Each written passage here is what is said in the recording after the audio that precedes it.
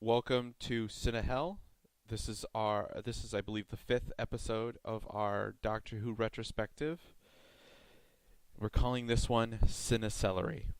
Hey guys, I'm Janice, and if you don't know, every Doctor has his iconic something that kind of defines him from the other Doctors. And the 5th Doctor, he had a piece of celery on his lapel, and that was kind of his thing, other than the cricket suit, obviously. Mm-hmm. Did he have? I don't think he had a catchphrase this one. No, I don't believe he did. Like they all should, but I cannot think of a catchphrase for him. I'm just thinking of 4 and his, imbecile. Oh, imbecile. Yeah. Harry Sullivan is an imbecile.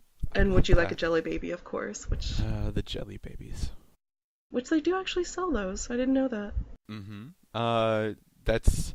I've been hearing a lot of people saying when they're gonna go to the theaters for the 50th, and they're instead of getting popcorn, they're getting Jelly Babies, because they sell them at a lot of the theaters. Not at mine. The closest we have is Sour Patch Kids. I don't know, I guess Texas is weird, but I don't know. I saw Jelly Babies when I was in Texas. I saw Jelly Babies at some of them. I mean, they didn't call them Jelly Babies. They had a different name for them, but they were the same thing. They just weren't British. Well, exactly. What is it? A gummy bear that looks like a baby? That's just creepy. I think they're just kind of like jelly beans. I don't like jelly beans. Nobody likes jelly beans, but I do like Bernie Bott's every flavor beans. Oh God, we had a contest with those once. That did not turn out well. We had like soap and spaghetti and sardine and dirt and. Is it bad that I actually like the dirt ones? No, my favorite one was the grass. Oh yeah, the grass isn't bad. But we're talking about Doctor Who, not beans. Or Harry Potter, for that matter. Occasionally Harry Potter. Yes. But yeah, the 5th Doctor was Peter Davison. Davison, yeah. Not my favorite Doctor. Not my favorite Doctor either. He's kind of... It's not really his fault. He's not a bad actor to play the Doctor. It's just the run is kind of slow, especially for, like, the color era. Like in the black and whites, you kind of expect it to be slow. It's older. It's kind of got that older style. But this has got the 70s. We didn't really write anything, so we're just filling airtime style, and that's... It didn't really...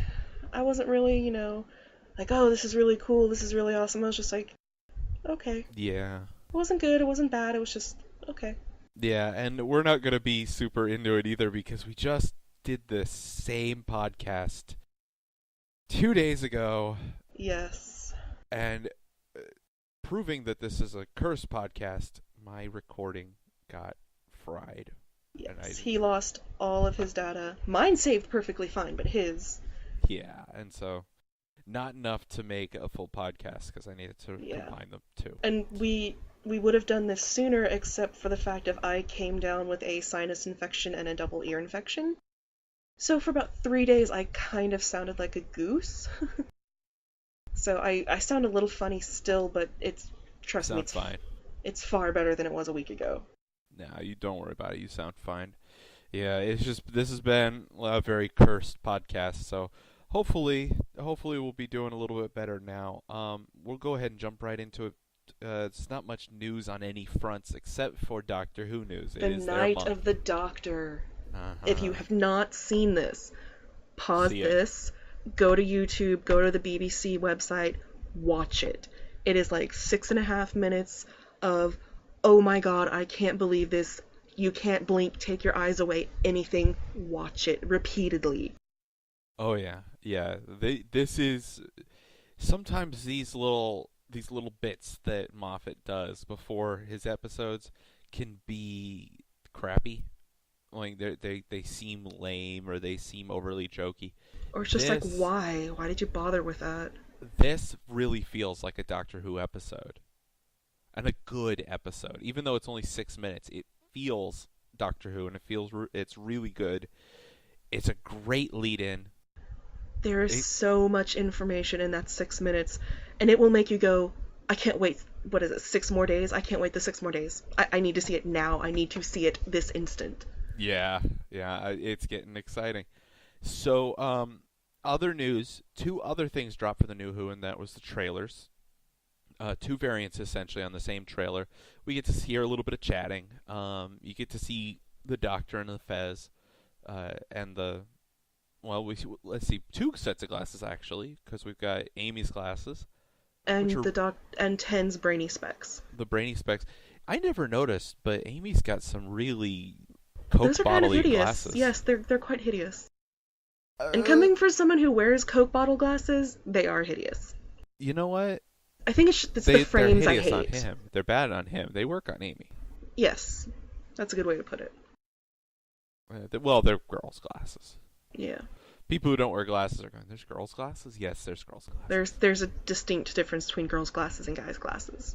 And unless you're a hipster, in which case... They all look the same. Yeah, they just come in like black or red. Yeah. But those don't have any lenses in them anyways. No. Take them off and, go take a shower or something. I don't I don't know that they're really defined as people who do not bathe. I don't... Take a shower, you hipsters. No, it doesn't work. No, look, I don't... It's hippies. Just moving on. Forget about the hipsters in the showers. Sorry. I don't want to talk about this. Alright. But yeah, Doctor Who. We can't say much about the Night of the Doctor. We really can't, because literally anything we say will spoil it. It's worth watching. And I actually saw a Facebook ad. This made me so mad. It came out, and they're like, "Hey, guess whose birthday it is? Incidentally, have you watched the?" Like, really? Subtle? You've never heard of the word? Whose birthday was it? The Stars. Oh, I must have missed that message. I didn't see it. Yeah, a lot of people were reposting. I don't think it was posted by BBC. It was posted by somebody, some news group, and then a lot of my friends were reposting. Like, stop it, you're ruining it for people. The first thing I saw was the picture, which the picture, I'll say this, it's just a woman, but that's all it is, and you're like, well, what's this have to do with anything? And then you watch the thing, and it's like, oh, well, I see. And I was like, oh my gosh, it's the trailer, I have to see this, so I watched the trailer, or the little clip. And the first thing I did was I either went to you or I went to my other friend, and I was like, oh my god, have you seen this? You have to watch this. And they're like, oh my god, I just watched it too, and I fangirled. The trailers are looking pretty good. Like you said before the show, the penis size comparisons with the sonic screwdrivers. It's such a male thing. I'm sorry. It's all right, boys, whip them out. See which one's bigger. Because 11 has his, and he, does his thing, and then 10 just kind of looks at his and looks at 11's, and come on, boys. He's like pouting. I know. They're just doing their male dominance thing. You know what? I've never done this. I choose not to. Please, I'm glad. Compare my sonic screwdriver to any other man. Oh well. Because I still use 2 sonic screwdrivers, which is that little tiny one that looks like a pen light. I have 4's sonic screwdriver. I really want 2 sonic screwdriver. I really do. That would be the coolest prop I cannot to have. find. I have found like 3, 4, 10, 11 Rivers, and the future, whichever you want to call it. The Master's laser screwdriver. I've never found 2's. Yeah. Because you only see it like twice. Anyways. One other thing did drop. Speaking of the old black and white era and their crappy props, one other thing did drop, and that was the trailer for the Adventures in Time and Space. I'm excited to see this. The docudrama, it looks like, is what it's going to be, about the first Doctor, possibly the second. I think it's just the first. From what I gathered by watching it, it's how Doctor Who came to be. Yeah, but I do see them talking about, well, what are we going to do? Hartnell's leaving. What are we going to do? Spoilers. And I think they might actually have a Patrick Troughton lookalike doing, coming in at least for a bit, which would be cool. Honestly, like I was saying the other day, when I saw this trailer, the first thing I thought was, "Good God, they're so good." The guy who plays Patrick Troughton and the girl who plays do you mean William Hartnell? Or I mean, yeah, William Hartnell. So I was about to say, I did not see Patrick Troughton in there anywhere. No. I'm sorry, I misspoke. The guy who plays William Hartnell and the girl who plays Susan. They are dead ringers. They're dead ringers, and the acting is really good. They sound like, well, you didn't hear her talk, so I don't know, but he sounds just like Hartnell. His mannerisms are just like Hartnell. I want to see him do like a cameo in the Night of the Doctor or the Day of the Doctor. I hope so. I really want to see all of the former Doctors in the Day of the Doctor. I'd like to, although the more I see what it's about, the less I feel like they're going to. I feel like they're only able to bring in doctors from after, which just makes it even worse that Eccleston won't participate. Honestly, Eccleston, if you ever hear this podcast, I'm speaking directly to Christopher Eccleston right now. I know you did not enjoy your Doctor Who experience. You loved the show, but you hated the experience. You are not doing this for, yourself. This is for the fans. This is a once-in-a-lifetime opportunity to do the 50th anniversary, and you just passed it up. There are hundreds upon thousands upon millions of fans who are so incredibly disappointed that you will not be there. I, myself, am one of them. Because 9 is my Doctor. Everyone knows that. I wanted to see him so bad. And he's not going to be there. Well, hopefully with time, his feelings about the production will ease and he might be willing to do something. No, I don't think so, because it's been, almost 10 years and he still refuses to work. Well, I'm not going to say he refused. He did go into negotiations. I want to say he didn't do it not because he didn't want to. It's because I think around the same time they were filming the 50th anniversary, he was doing work with Thor: The Dark World. That's what I want to believe. Might be. I'm not sure. Yeah, well, I don't think he's made an official announcement. He was kind of snarky about it at one point, I remember, but I haven't heard anything about it lately. So we'll yeah. Well, remember, this is Moffat. Moffat is like the master of surprise, and I wouldn't hold out hope. That's all I'm saying. I'm not, but a girl can dream. Yeah. That's all. All right. So with that out of the way, I do want to say one thing about Night of the Doctor. I was right on one thing. Oh God, yes, you were so right. You called it. I was so happy about that. You called it all the way back at the start of our first Doctor Who Retrospective. Heck, even before, back when we were talking about Earthshock. You called it. I was like, it's gonna happen, and it did. It did happen. So, go watch Night of the Doctor, and you know exactly what I'm talking about. And if you don't know what she's talking about, even after watching Night of the Doctor, just because you haven't listened to our podcast, go listen to our other podcasts. I talk about this guy a lot because he's extremely, what is the word I'm looking for, underappreciated. By some. Well, to be fair, some, like William Hartnell's also really underappreciated just because he comes off as, well, every Doctor in his own right is highly underappreciated in some way, shape, or form by some person. Yeah. We don't want to spoil it. We're gonna hold it right there. On to Castra Volva, whatever.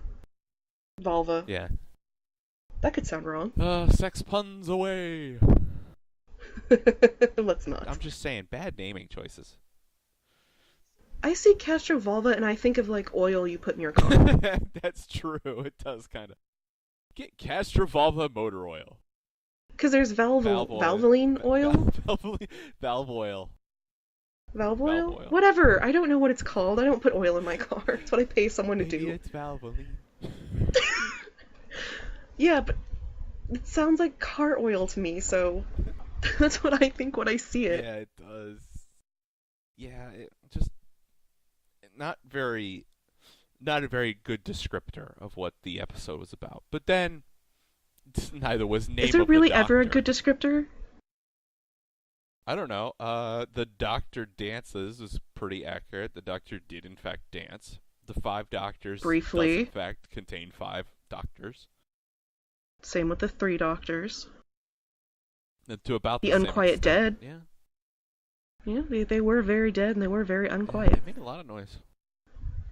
The Family of Blood. Okay, yeah, okay. There are some instances where the title just doesn't add up. Oh God, Castrovalva being one of them. What's the one? Because it is not about motor oil. Oh, and the outro of the Sixth Doctor, which we'll be covering not too long from now, Soon. is called The Ultimate Foe. Dun dun dun. Which is a lot more descriptive and makes you a little bit more worried. But Castrovalva, boring. I mean good. Yes. Watch it. No, don't. It's a good introduction. Well, it's the only introduction we have, but oh my God, it's It does introduce the character, but and you get a kind of a Tennant-y feel, which I suppose Tennant actually has a Davison-y feel, but as for as a way of bringing in new viewers, it's not good. This would not be a good episode to start viewership on. No, because this one, some of them drag. This is one of them where it's just like you're checking the time every 5 minutes. Is it over yet? Is it over yet? Is it over yet? Yeah. You can't really stay interested because there's not that much going on. Nothing really happens. They do. The Doctor faints a lot. Yeah, he faints a lot, which, like I said, it's kind of got that. It feels like Tennant's initial appearance too, in that way. For the most part, I think I've seen Tennant's appearance. Yeah, the Christmas invasion.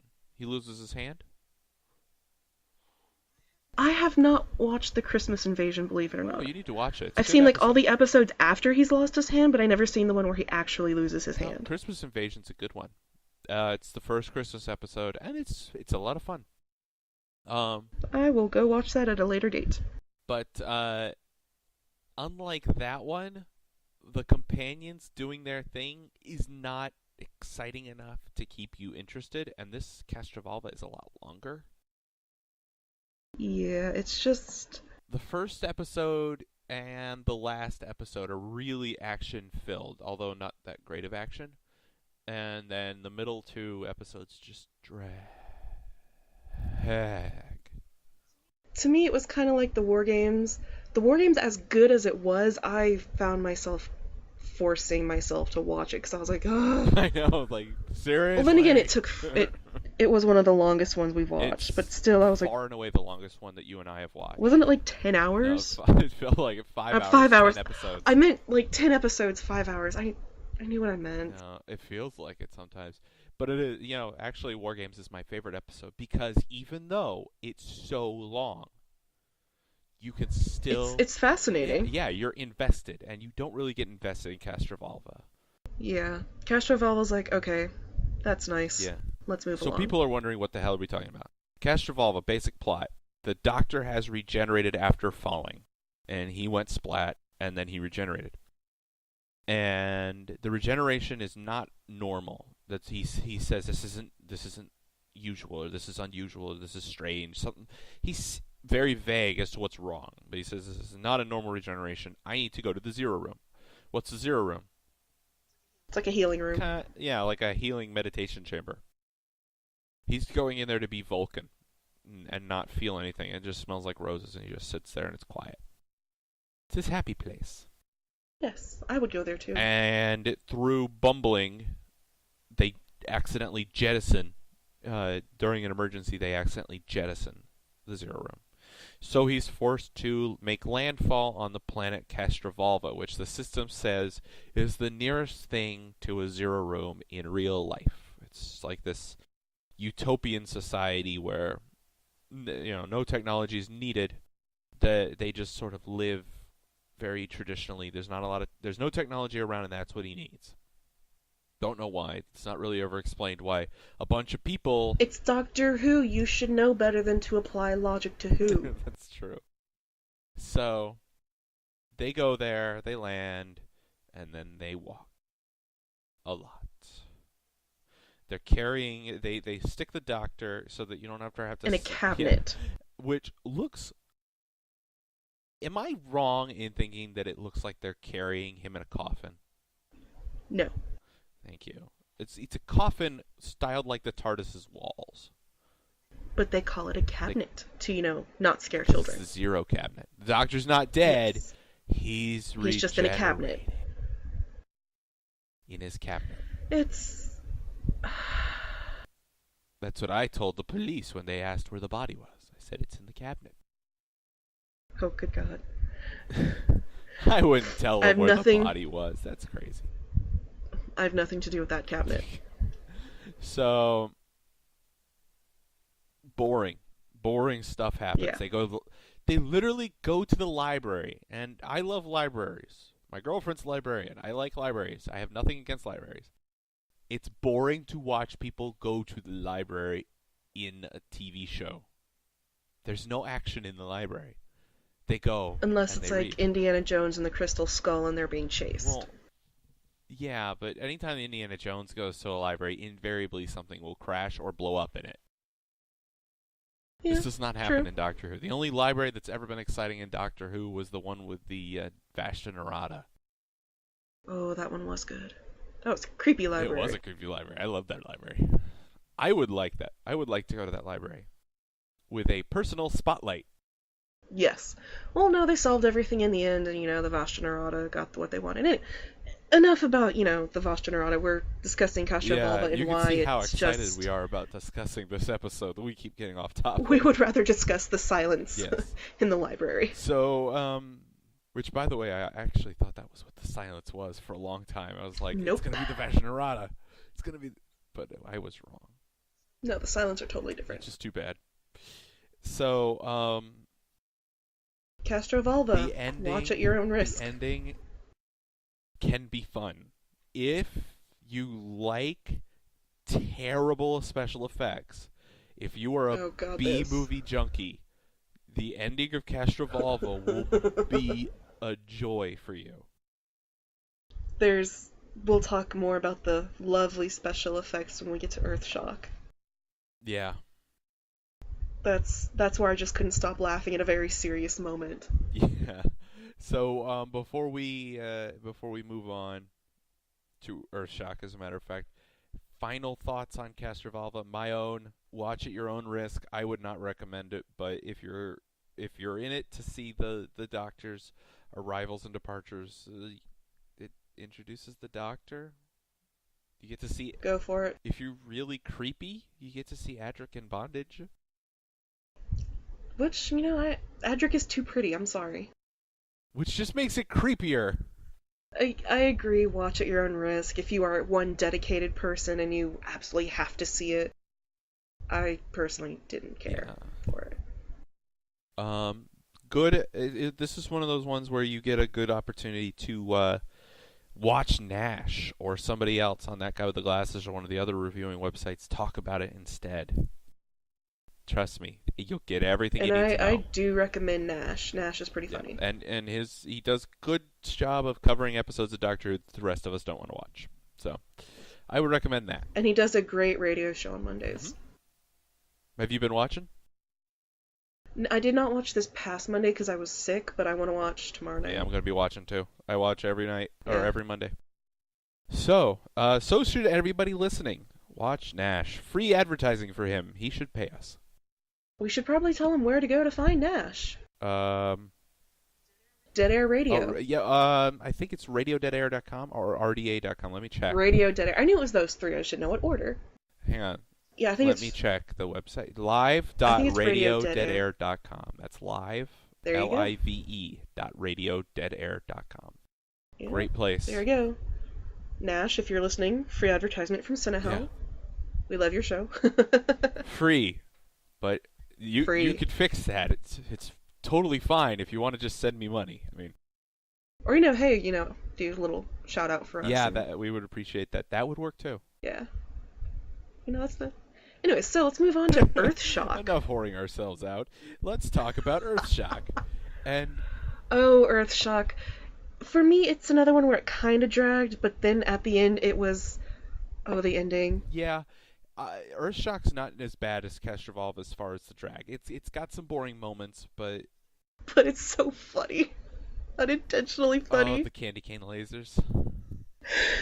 They have lasers and they fire them, and they're literally pink and red stripes.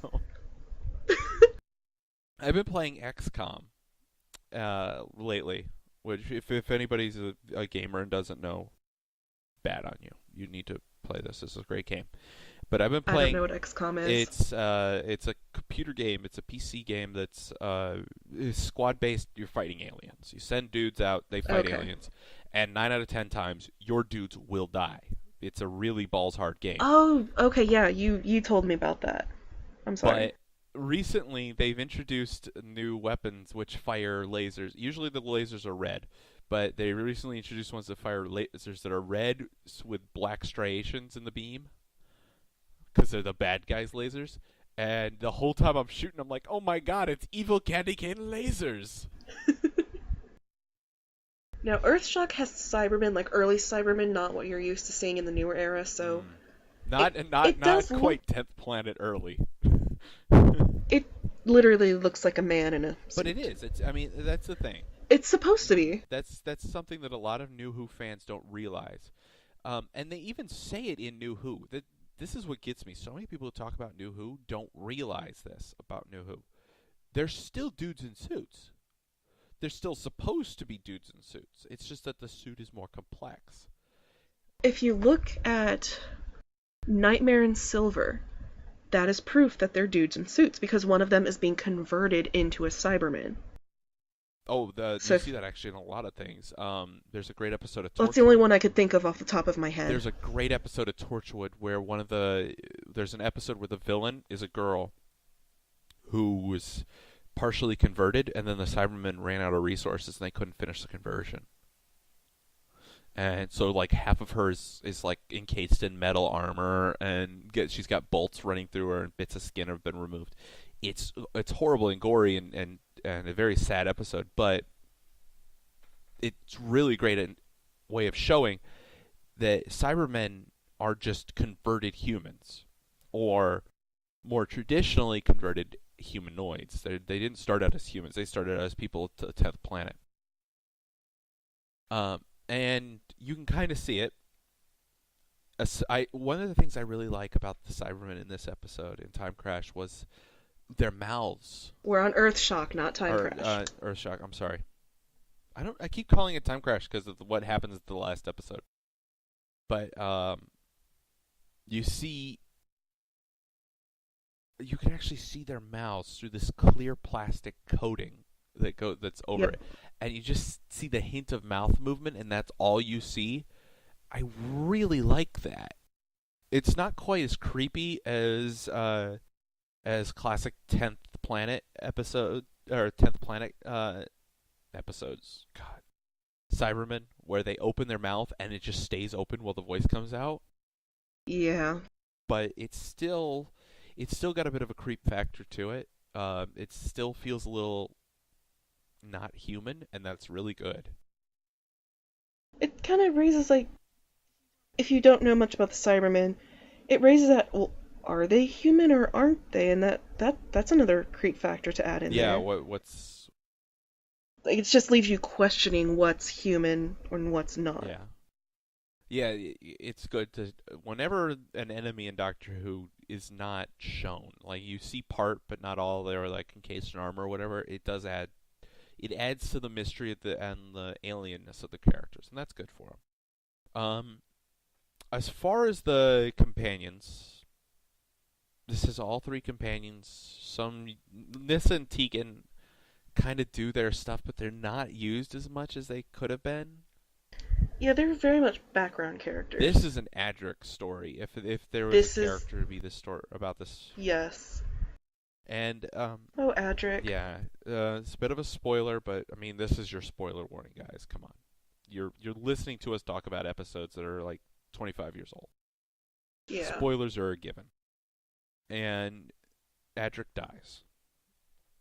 And he does it saving everyone else because the Cybermen have logic problems that have to be solved in order for whatever it is. It's been a while since I've watched it. And he stays behind to solve the last one. And when she says logic problems, we're not talking like, well, is it logical to do this or that?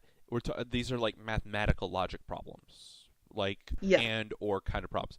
The logic problems you see in circuit boards. These are complicated mathematical structures essentially that he's doing, and he's a math whiz. They mentioned that in Castrovalva, that his badge, which we talked about before, his badge is actually an award for mathematical excellence that he earned in his own dimension before joining the TARDIS crew.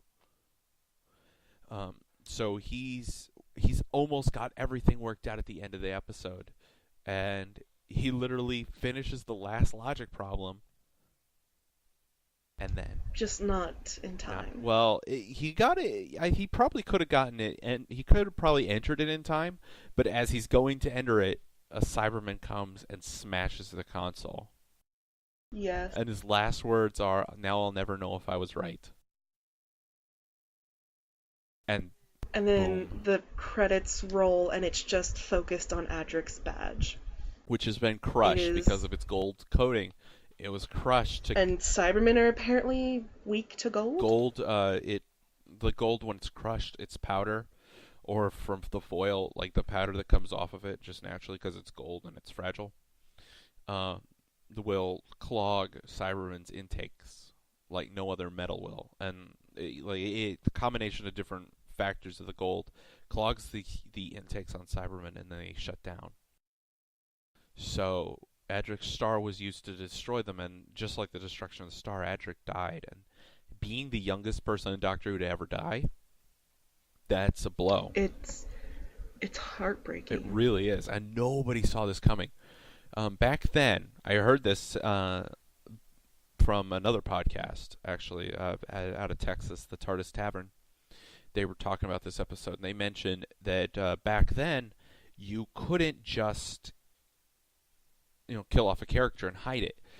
Even though there was no internet, people were still aware of who was in the next episode because they'd have to release casting information.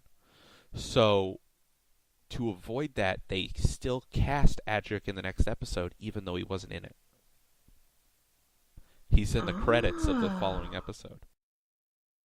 So that when they release the casting information just before Earthshock, nobody would find out.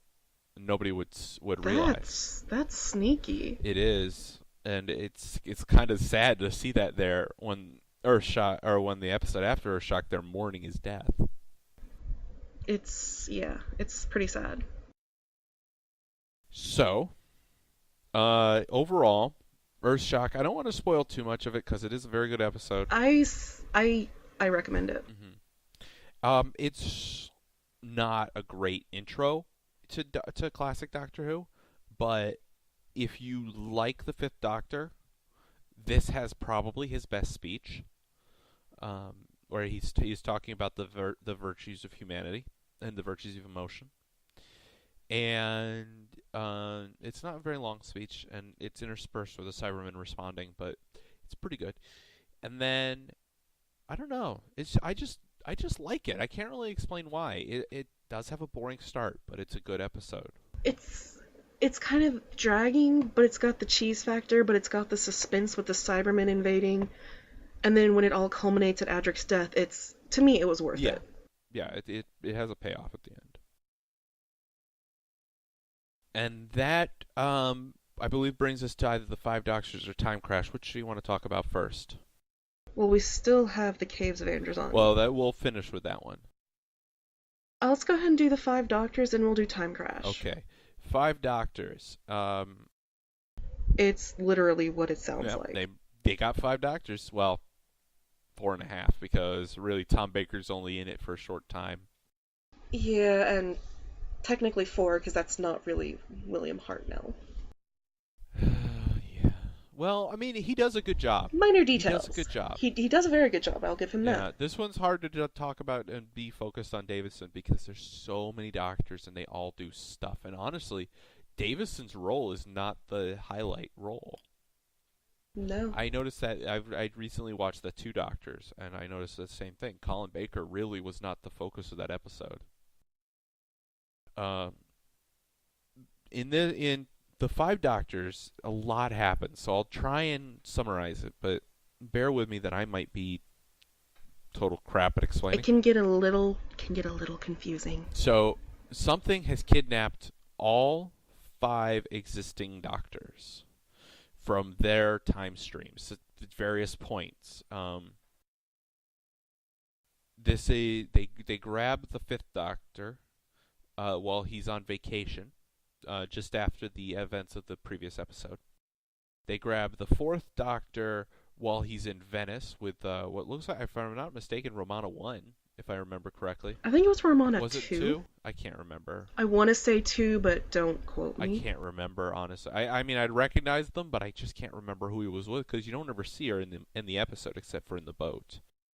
It just says Romana. Yeah, so I would assume Romana 1. Usually they call Romana 2 Romana 2. So they grab her and him and their boat. No, it's Romana 2. Oh, is it? Oh. All right. Take your word for it. I usually keep the TARDIS wiki open just in case we need to clarify something. Because we don't ever take notes because we're terrible. Yeah, I'm really horrible, but yeah, it's definitely Romana 2. They get grabbed in their boat. Jeez, what was 4 doing? I don't even remember what he was doing. Or, I mean, 3 doing. They were in Cambridge. What? I'm sorry? 3 was driving in Bessie. Yeah, he was driving Bessie. I can't remember if he was the one who met up with Sarah Jane or if she was just grabbed on her own. She was grabbed on her own. Okay. But he does eventually meet up with her. Because she went to a bus station to go somewhere, and then they picked her up. And we get to see a little bit of K9 going, "Mistress, it's not safe, mistress. I'm reading danger K9. levels. Urgent, urgent. Don't go." K9 is a highly underappreciated companion. Such a good dog. I want him as a dog. So do I. But yes, Sarah Jane gets picked up. Then Third Doctor, like we said in Bessie, Second Doctor and the Brigadier get nabbed together. Long into the future, though. It's the Brigadier is on he's on an estate, I believe. He's either in a hotel or he's on an estate. It's a unit reunion. Yeah, he's there for a reunion and to be given like the unit equivalent of the 30 years with the company gold watch. So he's there to get some award for a lifetime achievement, essentially. And the Second Doctor's there visiting with him, and like, "Hey, it's great to see you." And they get nabbed. And interestingly, this is the Second Doctor after Jamie and Zoe. Can we also point out he's basically wearing a pimp coat? Oh yeah, but that's the thing. He's dressed like he's just gotten out of the Ice Warriors, I believe is the episode where he wears that coat. He does actually wear that coat during one of the episodes because it's cold. But even though he's dressed that way, at one point he does acknowledge that Jamie and Zoe have had their memories wiped already. So in his own time stream, he's already said goodbye to them. So that, like we discussed before, the season 6B fan theory or whatever it's called, where it's possible that the Second Doctor did not immediately regenerate after the events of the War Games, that he was sent on several new missions by the Time Lords. It feels like he might have been involved in that here because of this. And then again, in the Two Doctors, the fact that he has gray hair also adds to that theory. That this is him after the time we saw him doing other adventures that were never published. And then the First Doctor gets nabbed by himself while walking through a rose garden. Being a crotchety old man like he is. And how was Susan Foreman nabbed? Because she was grabbed up too.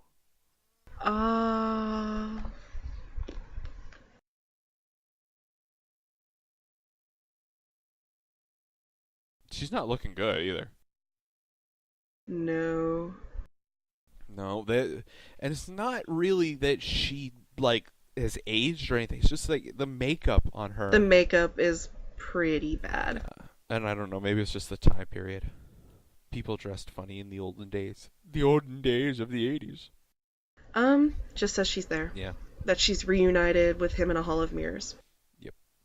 So, you got them all, and they're brought to the Death Zone. Which is quite nice on holiday. Yeah.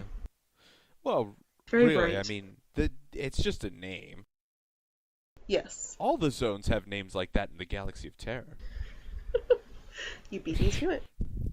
So they're there and they're like, hey, what's going on here? And they see their previous selves and they're like, this is interesting. And the doctors, one by one, reveal to whoever they're with that they are in the Death Zone. And the Death Zone is apparently this big arena on Gallifrey that wherein the ancient Time Lords, who are basically like old Vulcans but with time travel, instead of having blood sport between themselves, they had blood sport with lesser races. So they'd kidnap people from all over the universe and pit them against each other in armed combat for their own entertainment. But then they got better. They stopped doing that, but they kept the Death Zone because, I don't know, it looked kind of nice. Improves the feng shui of the planet. So even though they don't do the blood sport anymore, they keep the Death Zone, and there's still like killer robots and stuff and Daleks rolling around in it. Seems like a bad plan, but leave it to them. Somebody else has been transported there, and that's the Cybermen. So you get to see Daleks and Cybermen in this episode. Although the Daleks don't get... There's a little bit of everything. Yeah, no Centaurans. Would have liked to see some No Centaurans, because I like Centaurans. Everyone likes the Centaurans. So, now, here's where it gets weird. Because it hasn't been weird yet. They're all brought there through the magic of Windows Movie Maker. Oh god. The time scoop, as they like to call it. Yeah. Which is it kind of looks like a black handkerchief being, dangled in front of a camera. Until such time as it grabs somebody, at which point it becomes the fold-away method of switching pictures in Windows Movie Maker, where it does the slideshow thing where it the old picture flies away. The doctor's image flies away. Yeah. It's not good. The graphics aren't that great yet. So after they've all been grabbed, the Master is summoned by the Council of the Time Lords, 3 Time Lord higher-ups, one of whom's the leader of the Time Lords at the time, the President, and he's given the task of helping his mortal enemy, the Doctor. And he's like, no. And they're like, well, do it anyways. So he goes, okay. And off they send him in the most glorious outfit I have ever seen. It is pretty fabulous. The one-piece footy pajamas of black satin or crushed velvet, I can't tell. Looks like crushed velvet. I think it's crushed velvet. With satin gloves, black satin gloves, and frills of bright white along the neck and arms. Oh. Like I said, he is pretty fabulous. Oh. No mime has ever looked so good. Yeah, it's terrible. It's probably the worst Master outfit. And I've seen them all. Yeah, he's right. I saw it when the Master turned into a cat person. I mean, come on, this is the worst. Oh god, the cat person. So they send the Master there, but turns out one of them is double dealing because the 5th Doctor Davison gets transported in. He meets with the Council. I don't remember how he gets to a transmat, but he gets back to the Council. The Council says, well, somebody's trying to get them to go to the Tower of Rassilon. Lo and behold, all 4 of the other Doctors, or all 3 of the other Doctors who are in the Death Zone, because by this point, the 4th Doctor's been trapped in the time bubble or something. All 3 of the others go, well, we need to get to the Tower of Rassilon, which is a big tower in the middle of the Death Zone. And the 5th Doctor goes, well, somebody on the Council must have sent them there. And so now we know that somebody on the Council is double dealing. So then you get the political drama of him trying to figure out who's the evil person on the Council and what's his plan and why is the Doctor being punished like this and blah, blah, blah, blah, blah, blah, blah. Nobody ever explains why Cybermen were there. There's many a plot hole. But ultimately, the day is saved when they get to the Tower of Rassilon, go through various interesting trials, which make very little sense and involve the number pi. Once again, don't apply logic. And what was his name? The bad guy. Oh, Barusa? Barusa, something like that. Barusa. he wants immortality, which is Oh, and that was so creepy. something granted by a ring, and the Rassilon's ghost or whatever, basically his Force ghost. He's like, yeah, That was an awesome he mustache. Obi-Wan's in to be like, greetings from the other side. I have become one with the Force. That's kind of literally what he says, only Time Lordy, not Star Warsy. Use the Force, Master. No. So Barossa or Barassa or whatever the heck his name is. Barossa. He grabs the ring off Rassilon's corpse, and Rassilon's ghost says, "Well, also, didn't Rassilon come back?" Anyways, he goes, "Well, that's fine. Anybody who wants the ring of immortality may have what he deserves." And anybody with half a brainstem would go, "I bet this is not a good thing." Anytime somebody says you get what you deserve, run. Just run. When I say run, run.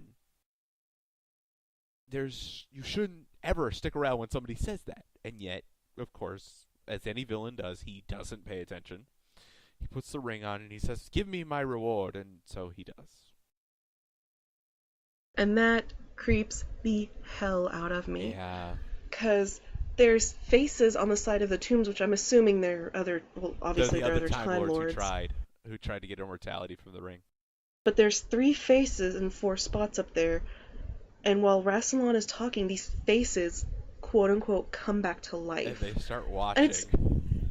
Yes, it's pretty obvious it's like somebody behind a mask. Yeah. It's, bad. But it's the fact of they were just, statues, and now they're looking around everywhere, and it creeps me out. And they all watch as a 4th person gets added to their ranks of the statuary and then they turn back faces. into stone. Yeah. Yep. He lasts forever, but he lasts forever as part of the tomb, which is I thought was cool but creepy. Yes. And then through magic, the day is saved, and the Doctors go back to their respective times. The end. And I don't know. It was fun. I really liked it. I think people should own a copy because I believe in supporting Doctor Who. And because it's awesome. I have a special edition copy. There are a lot of plot holes. If you're really going to be a stickler, you're not going to like it because they never do explain what the heck the Cybermen are doing on Gallifrey. They say nobody would ever transport the Cybermen here. Nobody was ever that stupid, even in our worst times.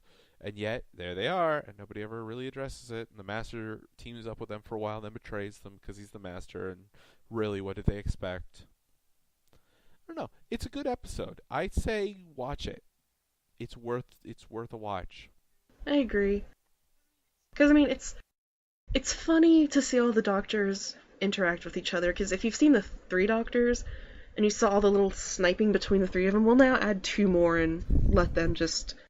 It's still those 3 sniping mostly, because people love watching those 3 snipe. But yeah, it's still whenever funny. the 5th Doctor shows up, none of them take him seriously. He is literally them, only older and wiser, but none of them take the 5th Doctor seriously. It's worth a couple of watches. It is, yeah. And that brings us to the last thing we can talk about before we talk about saying goodbye to Davison, and that is Time Crash, the crossover with David Tennant's 10th Doctor. Yes. I like it. I love it. It's hilarious. They even explain how Davison got so much older and a little bit chubbier. I just love how David Tennant as 10 is making fun of 5. Yeah, he teases him about his dress choice, shall we say? Yes. I can save the universe with a kettle and a piece of string, and look at me, I'm wearing a vegetable. Yeah, but at the same time, there's a lot of respect there, and it's really cool when he says when he tells him that he's his doctor. If that makes any sense. Yes. So that's a terrible sentence. My English teachers would have been mad. It's also funny because David Tennant married, I believe, Peter Davison's daughter. Something like that. Yeah, there is a familial connection there. So 5 is 10's father-in-law. So the doctor's daughter married the doctor and had the doctor's daughter. Wibbly wobbly, timey wimey. Makes sense of that. Oh, and then it gets so much worse because I remember the girl who plays the doctor's daughter is also involved in the family line up there, where she's related to somebody else. So is one of the producers. No, I think that really is. That's the same person. Is it? That's the person he married, I think. Let me check. Oh, God. Because I want to say that's the same girl, but I could be wrong. I don't even want to know. I mean, did you know that in Midnight that Patrick Troughton's son is in that? I did. No, that's... They're everywhere. I suppose that it's because... Jenny, the doctor's daughter from the doctor's daughter, is indeed the doctor's daughter who married the doctor. Yeah, so there you go. Yeah, okay, that just makes sense of that, okay? That's all I have to say. I said it before and I'll say it again. Wibbly wobbly, timey wimey. That's the only way to put it. So, last one, and for my money, the worst, although also one of the better. Make of that what you will. Which makes no sense. Caves of the Androzani, or the Caves of Androzani. Oh, bored. Basically. Yeah, not. And that's weird because, like I said, at the same time as I want to say that this is one of the worst, it's also one of the better ones from Davison's run because it doesn't stop its momentum. There's always stuff happening, but it's boring stuff done by yes. mediocre actors. That's the problem. If you're really into politics, and to be honest, I kind of am. You know, the political shows I like, but for some reason I just can't stay with these. And there's lots of intrigue. There's lots of backstabbing. It kind of feels like I'm watching like one of the Star Wars prequels. There's council meetings. I mean, you actually see politicking going on, and evil politicking where people are backstabbing and killing each other and funding drug runners. You know, it's not the first time it's happened. Yeah. But for some reason, I just cannot get invested in the politics of the Androzani.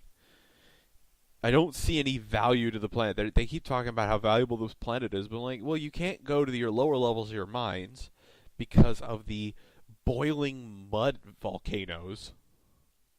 Yeah. You can't go to the surface because it's a desiccated wasteland. I don't see much value in this planet. I don't know. It's just not an appealing place to look at. Yeah, it's like, okay, I don't understand the point. Let's just move on, and they don't. They just keep insisting how valuable this place is. And really, the only reason the doctor's there is because the doctor needs fuel that the Androzani provide. But they won't provide it because they think he's a gun runner. They think he's a smuggler for guns.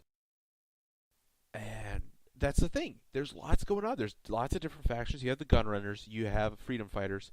You have two different groups in the political side. Then you have this doctor who's wearing this horrifying mask. He's really kind of a scary costume, and you really do expect him to be the villain.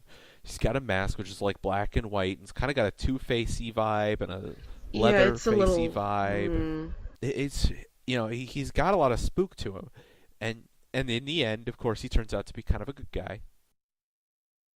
Not the greatest. He's very human. But he does help them. But you know what? This is actually something I think works in the benefit of this episode is he's very human. A lot of the characters are like that.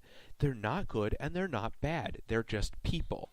They're doing what they can to serve their own motives or to serve their own morals. Whereas a lot of times episodes and TV shows have a real tendency to fall into the black and white two-dimensional characters. This was not a two-dimensional character. In fact, almost nobody in the show was. Everybody had their own motives. Everybody had their own morals. And they really came into play quite a bit. They didn't feel one-dimensional. There were a few. A guy fell out the window, and it's a horrible joke. But in addition to falling flat, he was already one-dimensional. He really didn't have any character, so I don't even know who the hell he was. I think he was somebody politically important. too. I Probably. have no knowledge of who he was because he's so boring compared to the other characters. But all that being said, I'm making this episode sound exciting, or at least It's intriguing. not really. I fell asleep twice while watching it. I watched it 2 times. I still haven't seen the whole thing from front to back because I can't stay awake through it. And it's not a very long episode. It's like 3 episodes, 3 parts. Yeah, it's just even then, it's just like, eh. Yeah. Just like the first episode, I would say, unless you're a completionist or you have a good resistance to boring stuff, I'd say skip it. Me too. I couldn't get behind it. All that being said, and so many episodes being discussed, what are your thoughts on our fifth Doctor and his amazing attire? Well, nutritious attire, anyways. He's just not my favorite. Yeah. As far as being an actor, as far as Davison's acting, good, very very good. Yeah, Davison as an actor is good. It's just the result of poor scripting, poor. Not the greatest special effects in the world. Yeah. The kaleidoscope. It's almost like a C movie. Not even a B yeah. movie. Yeah, it's not quite in. I would say that Castrovalva has parts that are so good they are so bad they're good, but a lot of his stuff doesn't. And there are some good episodes of his out there, just not enough to make him one of my favorite.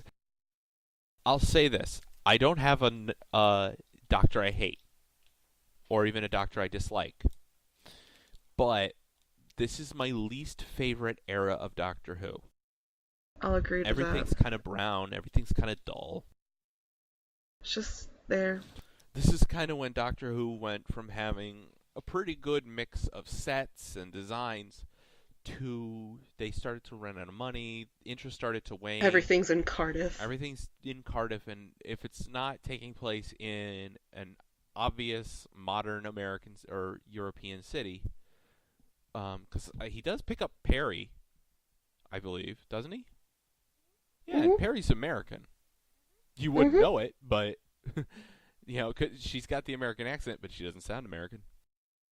No, she does not. I didn't know she was American until I looked her up. She's an American. Well, for you and I, we've been watching so much Doctor Who that the British accent, we kind of tune it out now. The fact that it's an accent. Yeah, that's true. I mean, if you focus on the accent, you won't hear what they're saying. So we tune that out. But she's got an American accent. Listening to her on her own sounds American, whereas listening to the Doctor on his own sounds British. But when she starts to talk, she uses too many British idioms. So it's not believable. No, she doesn't come off as... She comes off as a British person trying to sound American and doing a very good job with the accent, but not really grasping an American. The colloquialisms. Yeah, she's not. She doesn't use American colloquialisms, and she doesn't carry herself like an American. She talks and acts British. Americans, there's subtle differences, and an actor really should know the difference, and I think she probably does. She's a good actress. In fact, every single one of his companions in this run, he travels with Turlough. He travels, who you didn't, I think, ever see. Well, maybe in the Five Doctors for a little bit. I remember Turlough being in there. He travels with Nyssa, Tegan, and I don't like Tegan, but she's a good actress. Tegan can get on your nerves if you... Yeah. Yeah. She can... It's her voice. She can grate your nerves. Oh, was it Perry? I don't even remember. Perry Brown? Yeah. I can't remember. I don't know. Too many... I thought he... No, it's not Perry that he meets up with. It's... somebody else. I don't know. Too many names. Too many people. I don't know. They're all good. They're really good companions. This is a great run for companions, in my opinion. Because even Adric and Nyssa and Tegan, even though there's all together, there's just too much going on. You can't really focus on all of them. When they do get attention, they do a good job with their parts. So I would watch it for the companions. I would watch it for the Doctor's acting, but I would not watch it because the sets are always the same and the special effects are awful. And, the stories aren't stellar. Yeah. We're not quite on Terror of the Vervoid territory, which I would, if Janice, I don't think you've seen that one. That's a Cullen Baker episode where he fights plant vaginas. And oh my god. Yes, I said exactly what you think I said. And it's awful. If you just Google Vervoid, but you may need to turn safe search off. It's and you don't even get to see. You don't even get the excitement of seeing them on screen. A Planet of the Vervoid? Attack of the Vervoid or something. Just search Vervoid. Vervoid. And anyways, we're not quite at that territory yet. What the hell? I see you have Googled it. What the actual hell? Anybody listening, if you haven't Googled it, Vervoid. Vervoid. But that's for next time. For now, yes.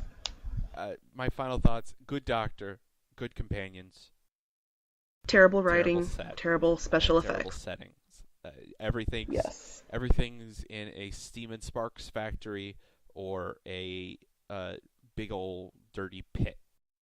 Peter Davison himself, fantastic. The companions, fantastic. He just suffered from bad scripts and settings and storylines, so it's really not his fault. Next time, we'll be talking about Colin Baker. And his coat of many colors. And his Technicolor Dreamcoat. Thanks, everyone. Bye. Bye. When the Time Lords be very angry. Furious. You mean you're deliberately choosing to go on the run from your own people in a rackety old TARDIS? Why not? After all, that's how it all started.